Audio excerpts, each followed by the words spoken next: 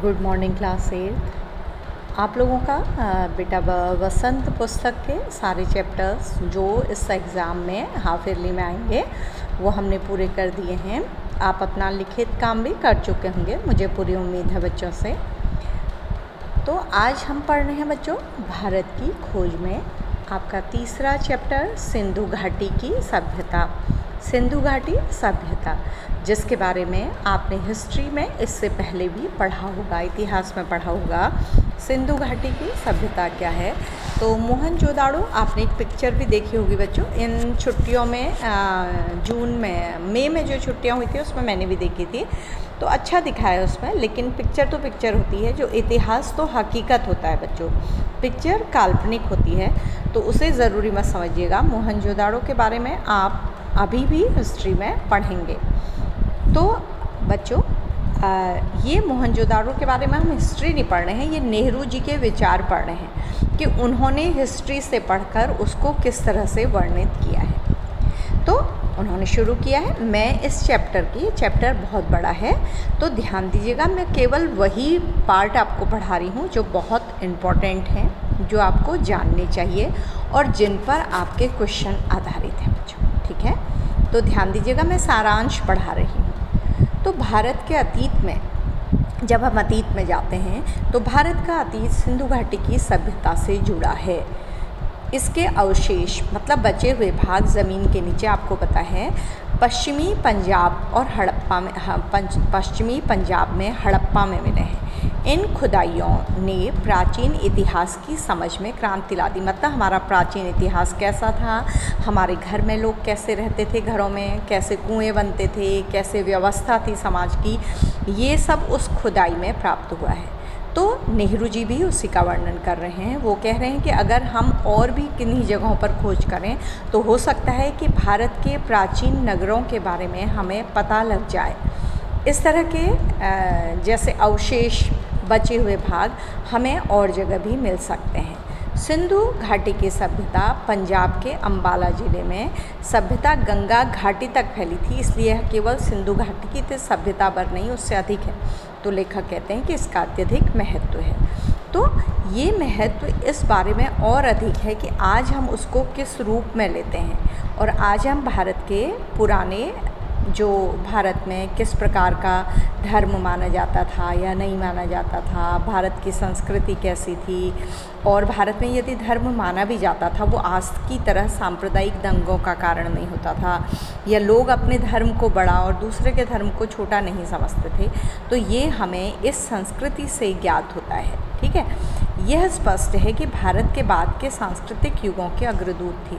मतलब अभी तक जितने युग आए हैं, हड़प्पा की संस्कृति बहुत महत्वपूर्ण है। सिंधु घाटी की सभ्यता ने फारस, मेसोपोटामिया और मिस्र की सभ्यताओं से संबंध स्थापित किया और व्यापार किया। मतलब उस समय भी लोग विदेशों से व्यापार करते थे। ये सब समझ में आता है। कुछ दृष्टियों से यह सभ्यता उनकी तुलना में बेहतर थी, और ये पढ़ने में आया है कि उन देशों से भी यह सभ्यता अच्छी थी भारत की। सड़कों पर दुकानें थी, और दुकानें छोटी होती थी लेकिन थी। सिंधु घाटी की सभ्यता और आज के बीच में कई ऐसे दौर गुजरे हैं, परिवर्तन आए हैं, लेकिन सिंधु घाटी की सभ्यता का महत्व कभी कम नहीं हुआ है। देखिए नीचे एक चित्र दिखाया जा रहा है जो स्क्रीन में आपके सामने है। सिंधु घाटी की सभ्यता में किस तरह से सीढ़ियाँ मिली हैं, किस तरह से ईंटें लगी हैं और किस तरह से सारी व्यवस्था है, ये इसमें दिखाया गया है। आप इसके बारे में और विस्तार में पढ़िएगा बच्चों, ये आपके काम आएगा। तो वहाँ की परंपराएं क्या थी, वहाँ की पोशाक क्या थी, वहाँ की फैशन क्या थे, तो ये भी इससे पता लगता है। तो इस तरह से भारत का जो आज तो उपयोगी है ही, लेकिन किस तरह से वो अपने अतीत में भी सिंधु घाटी की सभ्यता के माध्यम से घरों को बनाता था, नालियों का निर्माण करता था, उनका ड्रेनेज सिस्टम बहुत अच्छा था। ये तो सिंधु घाटी की सभ्यता में कुछ लोगों के बारे में भी जानकारी मिली है, जिन्हें आर्य कहा जाता था बच्चों। तो ये कौन थे, कहाँ से आए थे, अभी भी पता नहीं है। तो संभावना है कि वो इस देश की ही संस्कृति थी। दक्षिण भारत से द्रविड़ जातियाँ कुछ जो दक्षिण भारत में हैं और द्रविड़ों में कुछ समानता दिखाई देती है। तो ये हमें समझना पड़ेगा धीरे धीरे। तो मोहनजोदाड़ो की घटना जो है वो बहुत वर्ष पहले घटी है, और सिंधु घाटी में जो बाढ़ आई थी वो वहाँ के लोगों को बहा ले जाती थी, और फिर धीरे धीरे मौसम में परिवर्तन हुए, सब रेगिस्तान बन गया, और धीरे धीरे मिट्टी आ गई, घरों में मिट्टियाँ जमती रही, बाढ़ से मकान बह गए। तो इस तरह से ये सभ्यता धीरे धीरे क्या हो गई, समाप्त हो गई। तो धीरे धीरे मौसम के परिवर्तन ने इस सभ्यता को क्या कर दिया, समाप्त कर दिया। तो बच्चों इसके बाद इम्पोर्टेंट है, तो यहाँ सिंधु घाटी की सभ्यता से पहले जो हमारे प्राचीनतम ग्रंथ थे हमारे देश के, वो सबसे पहले आप जानते होंगे कि वेद कहा जाता है कि दुनिया के सबसे प्राचीन ग्रंथ हैं। वेद मतलब जानना, ज्ञान। तो ईसा पूर्व 1500 वर्ष पहले का मानते हैं, 1500 वर्ष पहले, ईसा से भी 1500 वर्ष पहले। तो ये धर्म ग्रंथ सबसे पहले बच्चों बहुत इम्पोर्टेंट है, इस पर क्वेश्चन भी आधारित है। वेद बहुत से हिंदू वेदों को प्रकाशित धर्म ग्रंथ मानते हैं। उनका असली महत्व इस बात का उद्घाटन करने के कारण है कि विचारों की आरंभिक अवस्था में मानव मस्तिष्क ने कैसे अपने को व्यक्त किया। मतलब वेदों का महत्व इसलिए है कि मानव जी जब लिखना सीखा तो वो कैसे अपने आप को अभिव्यक्त करता था, अपने बारे में कैसे कहता था। और वैदिक युग में वेद में जो लिखा गया है उन दिनों की रहन सहन, उन दिनों की पूजा पद्धति, वहाँ पाले जाने वाले जानवरों के बारे में, लोगों के बारे में, और मृत्यु के बाद किसी अस्तित्व की आत्मा कभी मरती नहीं है, इसमें वो विश्वास करते थे। ये वेदों से जाना जाता है। तो बच्चों वेद हमारे 4 हैं, कौन कौन से हैं बताइए? ऋग्वेद, यजुर्वेद, सामवेद, अथर्ववेद। ठीक है, तो ये आपको नाम याद करने पड़ेंगे, ये आपका प्रश्न भी है, प्रश्न भेजा जाएगा। तो पहला वेद यानी कि ऋग्वेद, ये बहुत इम्पोर्टेंट है। ये मानव जाति की पूरी दुनिया में बच्चों पहली पुस्तक है लिखी हुई। तो इसमें हमें मानव मन के भाव मिलते हैं, कविता मिलती है, और प्रकृति के प्रति मनुष्य की जो जिज्ञासा थी, सूर्य के प्रति, चाँद के प्रति, सितारों के प्रति, वो मिलती है इसमें। इसके अलावा मनुष्य ने क्या साहस के कार्य किए थे वो इसमें लिखा गया है। तो इस वेद में ये भी लिखा गया है ऋग्वेद में कि उषा की कैसे, सूर्य की किरणों की पूजा करता था व्यक्ति, और प्रकृति की विभिन्न वस्तुओं की पूजा करता था, क्योंकि उसे पता था कि प्रकृति उसे क्या देती है, जीवन देती है। ठीक है, अपनी सहज आस्था के कारण प्रकृति के प्रत्येक तत्व और शक्ति में देवत्व का आरोप किया, और प्रकृति की प्रत्येक शक्ति को उसने क्या बना दिया, देवता बना दिया। क्यों बना दिया होगा बच्चों? क्योंकि उसको लगता था कि सूरज न हो तो उसकी ज़िंदगी नहीं होगी, पानी नहीं हो तो उसकी ज़िंदगी नहीं रहेगी, धरती न हो तो उसकी ज़िंदगी नहीं रहेगी। तो उसने इनको क्या बना दिया, देवता बना दिया। बहुत से पश्चिमी लेखकों ने इस ख्याल को बढ़ावा दिया है कि भारतीय लोग परलोक परायण हैं। तो हम लोग मानते हैं कि इसी जन्म तक हमारा जीवन नहीं है, इसके बाद भी हमारा जीवन है। तो इस तरह से बच्चों ऋग्वेद सबसे इम्पोर्टेंट रचना है हमारे देश की, जिसमें भारतीय संस्कृति के बारे में अनुमान लगाया जा सकता है। इसके बाद भारतीय संस्कृति की निरंतरता। तो वेद युग से हमारी संस्कृति आरंभ हुई, और उसके बाद कितने परिवर्तन हुए हमारे देशों में, कितनों ने हमको गुलाम बनाया, लेकिन आज तक हमारी संस्कृति बनी हुई है। हमारी संस्कृति, भारत इतिहास के कई तरह के दौरों से गुजरा, बुरे दौरों से भी, अच्छे दौरों से, लेकिन उसका सांस्कृतिक विकास अद्भुत है जो कभी टूटा नहीं। तो इसके बाद आते हैं उपनिषद। उपनिषद होते हैं बच्चों, वेद कठिन थे, वेदों को सब लोग नहीं पढ़ते थे, तो उपनिषदों में उनकी व्याख्या की गई। तो इसका जो वेद तो 1500 वर्ष पुराने हैं ईसा से, ये 800 वर्ष पुराने हैं, मतलब उसके बाद के हैं। उपनिषदों में उस सत्य की खोज की गई जो वेदों में मनुष्य ने जानना चाहा, और वेदों में क्या लिखा गया है लोगों को सरल ढंग से ये समझाने का प्रयोग किया। उपनिषदों का सामान्य झुकाव अद्वैतवाद की ओर है।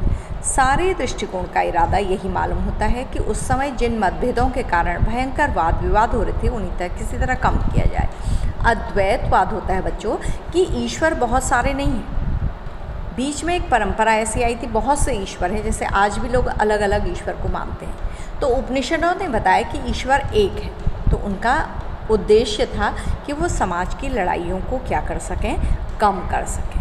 ठीक है, तो उपनिषदों की एक प्रार्थना जो आपको भी आती है होगी, असतो मां सद्गमय तमसोर मां अमृतम गमय।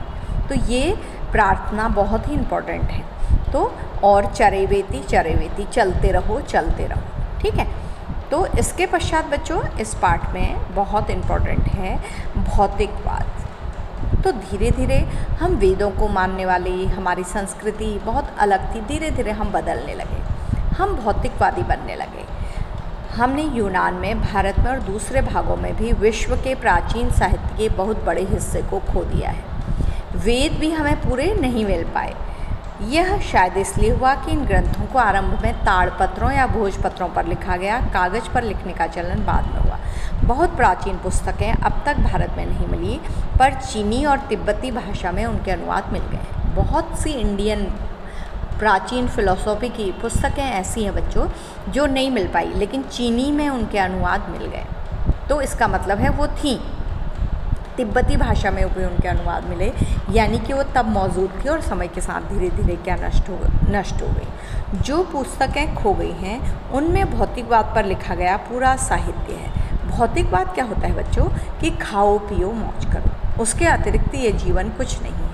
मैंने बताया था आपको कि अतीत में हम मानते थे कि मनुष्य की आत्मा कभी समाप्त नहीं होती। धीरे धीरे लोग कहने लगे कि संसार कुछ यही संसार है, न स्वर्ग है न नरक है, शरीर से अलग कोई आत्मा नहीं है, मन एवं बुद्धि बाकी सब चीज़ों का विकास बुनियादी तत्वों से हुआ है, नैतिक नियम मनुष्य के द्वारा बनाई गई रूढ़ियाँ मात्र हैं। तो लोग फिर ये भी कहने लगे कि नैतिक नियमों का या धर्म का या ईश्वर का कोई महत्व नहीं है। उसके पश्चात धीरे धीरे हम इतिहास में आगे बढ़ते हैं तो हमारे देश में महाकाव्य बहुत पुराने ज़माने में लिखे गए थे, वो बेटा बहुत प्रसिद्ध हैं पूरे विश्व में।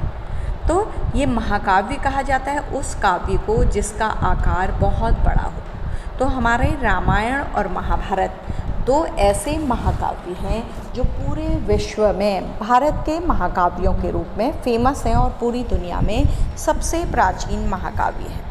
रामायण को तो आदि काव्य कहा जाता है, यानी कि सबसे पुराना काव्य। रामायण में राम की कथा को कलमबद्ध किया गया है वाल्मीकि के द्वारा, और महाभारत को वेद व्यास के द्वारा लिखा गया है, जिसमें दो चचेरे भाइयों के बीच में युद्ध एक प्रमुख घटना है। तो इसी महाकाव्य महाभारत की एक पुस्तक है अलग से, इसका 18वां अध्याय गीता, भागवत गीता, जो बहुत प्रसिद्ध पुस्तक है। कर्म के लिए उस पुस्तक को पूरी दुनिया में माना जाता है। तो बच्चों इस तरह से अब ये दो महाकाव्यों के बारे में बताया गया है। महाभारत के बारे में क्या है, महाभारत की कथाएं आपने 7th में पढ़ी हैं। महाकाव्य के रूप में रामायण एक महान रचना है, लोग उससे प्रेम करते हैं। महाभारत का दर्जा विश्व की श्रेष्ठतम रचनाओं में है। ये भारत की राजनीतिक और सामाजिक संस्थाओं का विश्वकोश है। मतलब भारत में उस समय जो हो रहा था, जिस तरह से युद्ध हो रहे थे, जो लोगों की धारणाएं थी, उनका रहन सहन था, उनका सामाजिक जीवन था, सब महाभारत में है बेटा। शायद यही समय था जब भारत में विदेशी लोग आ रहे थे और वे अपने रीति रिवाज अपने साथ ला रहे थे। इनमें से बहुत रिवाज आर्यों से मेल नहीं खाते थे, इसलिए विरोधी विचारों और रिवाजों का विचित्र घालमेल दिखाई पड़ता है। आर्यों में स्त्रियों के अनेक विवाह का चलन नहीं था, किंतु महाभारत की कथा एक विशेष नायिका के साथ 5 भाइयों की पत्नी है। तो इस तरह से बच्चों उस समय की संस्कृति उसमें दिखाई गई है। ठीक है, और महाभारत में हिंदुस्तान की कहा जाता है कि महाभारत भरत के जो उसमें भरत थे दुष्यंत के पुत्र, उनके नाम पर ही हमारे देश का नाम भारतवर्ष पड़ा। तो बच्चों ये महाभारत और भागवत गीता और रामायण के बारे में भी आपको प्रश्नों में याद करना पड़ेगा। तो महाभारत में युद्ध का भी वर्णन है, ये आप जानते हैं। किसके युद्ध का वर्णन है बच्चों, ये सीरियल भी आपने देखा है। युद्ध हैं कौरव और पांडवों के बीच में, जिसमें बहुत सारी पिक्चर, बहुत सारे सीरियल बन चुके हैं बच्चों। ठीक। ठीक है। तो ये हमारे देश के 2 महाकाव्य हैं। इसके अतिरिक्त भागवत गीता महाभारत का अंश है, लेकिन इसके 700 श्लोकों को अलग से लिखकर एक अलग पुस्तक बनाई गई है, जिसमें कर्म के सिद्धांत बच्चों तब लिखा गया है जब अर्जुन युद्ध करने को तैयार नहीं थे और कृष्ण उनको समझा रहे थे कि युद्ध क्यों अनिवार्य है। तो इसकी असंख्य व्याख्याएं हुई हैं दुनिया में, बहुत प्रसिद्ध है बच्चों। महाभारत का जो गीता वाला पार्ट है तो विश्व में बहुत ही प्रसिद्ध है। गीता के संदेश न तो सांप्रदायिक हैं, किसी विशेष धर्म को नहीं मानते हैं, और ये सब कहते हैं कि मनुष्य को वीरता से या युद्ध करने से कभी हटना नहीं चाहिए। अगर युद्ध जेन्युइन है, उसे करना ज़रूरी है संसार की भलाई के लिए, तो उसे करना चाहिए, ठीक है। तो लास्ट में है प्राचीन भारत में कर्म, धर्म और जीवन। कैसा था बच्चों उस समय हमारा जीवन, हमारे कर्म कैसे थे, हम क्या काम करते थे। और तो बुद्ध के समय में जातक कथाओं में, जो बुद्ध है उसके पश्चात उनकी जातक कथाओं में उस समय के समाज का वर्णन है। आपने देखा होगा, बुद्ध की कथाओं को पढ़ा होगा, तो उन कथाओं में भारत के वर्णन को किया गया है। इसके बाद इस पार्ट में इम्पॉर्टेंट है, बुद्ध की शिक्षाओं को आपने अपने इतिहास में पढ़ा होगा और आगे भी पढ़ा होगा कि बुद्ध ने समाज में एकता स्थापित करने का प्रयत्न किया। तो बच्चों इसके बाद आचार्य महावीर स्वामी जो एक जैन मुनि थे, उनका भी वर्णन इस पार्ट में आया है, जो आपको इतिहास में पढ़ना होगा। लेकिन इस समय ये पार्ट आपके लिए इतना ही इम्पोर्टेंट है। अभी हम कक्षा में भी इसको डिस्कस करेंगे। आपको अगर कुछ इसमें से समझ में ना आया हो तो आप पूछ सकते हैं, और इसके प्रश्न उत्तर मैं अगली कक्षा में आपको भेज दूंगी, जिन्हें आपको लिखना ज़रूरी होगा। तो बच्चों इस तरह से ये पार्ट, इसकी समरी हमारी पूरी हो गई है। तो अगर आपको कुछ स्पेशल पूछना हो तो आप क्लास में पूछ सकते हैं, और हम इसके प्रश्न उत्तर अगली कक्षा में भेजेंगे। Then thank you class, thank you बच्चों।